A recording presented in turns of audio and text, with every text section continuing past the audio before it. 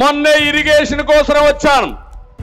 సాగునీటి ప్రాజెక్టులన్నీ కూడా ఇక్కడే కర్నూలు నుంచి ప్రారంభించాను, నందికొట్కూరు నుంచి. అక్కడి నుంచి శ్రీకాకుళం వరకు వెళ్ళాను. నేను చిత్తూరుకి వెళ్ళాను. అంగళ్ళ దగ్గర నేను ఎన్ఎస్జీ ప్రొటెక్టివ్ వీళ్ళందరూ ఉంటారు, వాళ్ళందరూ ఉన్నారు. దారిగాచి నా మీదనే దాడి చేయడానికి వచ్చారు. ఇదేంటని అన్యాయం అడిగితే 307 అంటే అటెంప్ట్ టు మర్డర్. నేనేదో వీళ్ళందరినీ పెట్టుకొని చంపడానికి పోయానని నా మీదనే 307 కేసు పెట్టారంటే తమ్ముళ్ళు మీరు ఒక్కసారి ఆలోచించండి. నేనే లెక్క లేకపోతే మీరు ఒక లెక్క అని మిమ్మల్ని అడుగుతున్నా.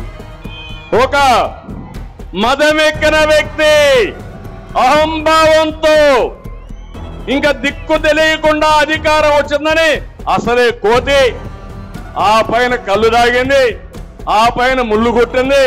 ఇంకా చూడు దాని కథ ఆడతాది. అధికారం వచ్చి అందరం ఎక్కి మన మీద దాడి చేసి నా మీదనే అటెంప్ట్ మర్డర్ కేసులు పెట్టారంటే మా పోలీసులందరూ చూస్తున్నారు. మీరే చూడండి. రాబోయేది తెలుగుదేశం పార్టీని, మీకు కూడా న్యాయం చేసే తెలుగుదేశం పార్టీని. కదలిరా కదలిరా ఓ తెలుగోడా కదలిరా.